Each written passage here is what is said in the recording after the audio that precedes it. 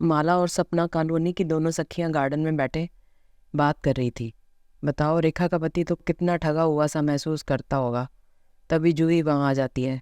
अरे कौन ठग गया, किसने ठग लिया, जिसके बारे में बात कर रही हो तुम लोग? अरे रेखा के बारे में जूही।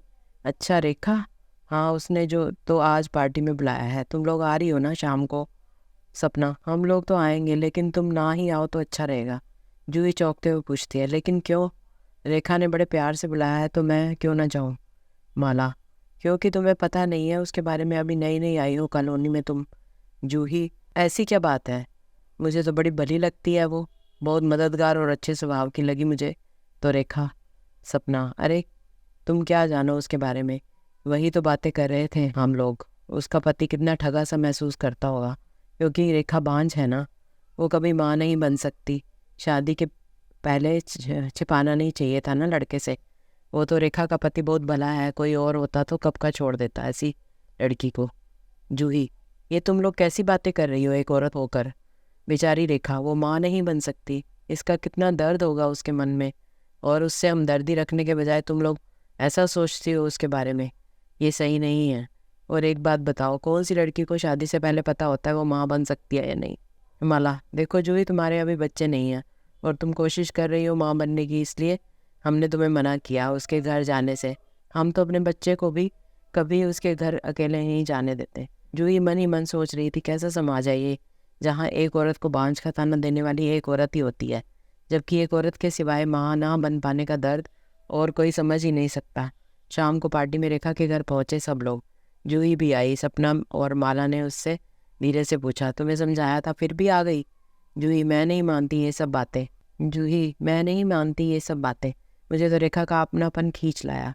पार्टी चल ही रही थी कि तभी माला की 6 माह की बेटी गुड़िया बहुत रोने लगी। माला के साथ साथ वहाँ पहुंची अन्य महिलाएं भी कोशिश कर रही थी उसे चुप कराने की। कोई गुड़िया को पानी पिलाने की सलाह दे, कोई खिलौने से बहलाए, कोई गुनगुनाए, लेकिन गुड़िया की माँ माला भी उसे चुप नहीं करा पा रही थी। जूही भी गुड़िया को गोद में लेकर बहलाने की कोशिश कर रही थी। और इसी बीच जूही ने वहाँ रेखा की छटछटाहट को भी महसूस किया। मन ही मन बहुत घबरा रही थी रेखा। उसकी बेचैन माएँ गुड़िया को गोद में लेने के लिए भी तड़प रही थी, लेकिन संकोच के कारण वो अपनी बाहें आगे बढ़ाकर भी बार बार पीछे खींच लेती। जूही ने बातों ही बातों में गुड़िया को रेखा की गोद में दे दिया। माला ये देख जूही पर भड़क उठी। एक बांझ की गोद में मेरी गुड़िया क्यों दे दी तुमने? जूही ने माला को शांत करते हुए बोला, जरा देखो तो अपनी गुड़िया को। चुप हो गई वो, और कैसी लिपटी हुई है रेखा के सीने से।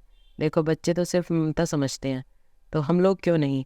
तुम लोग इस बात को समझो कि जिसके पास जो चीज़ नहीं होती, सही मायने में उसे उस चीज़ की कीमत पता होती है। जैसे गरीब के पास पैसे नहीं होते तो उसे पैसे की कितनी कद्र होती है, प्यासे को पानी की कीमत पता होती है। वैसे ही सोचो, रेखा भी माँ नहीं बन सकती, उसे बच्चों की कितनी कद्र होगी। वो क्यों कभी किसी बच्चे को या माँ को नुकसान पहुँचाएगी? सच कह रही थी जूही। तभी भी तो पार्टी में बैठी सभी महिलाएं रेखा और गुड़िया का प्यार देख रही थी। कैसे रेखा प्यार से गुड़िया को सीने से लगाए अपनी ममता लुटा रही थी, और गुड़िया भी रेखा के कंधे पर सर टिकाए सुकून से मासूमियत भरी निगाहों से सबको निहार रही थी।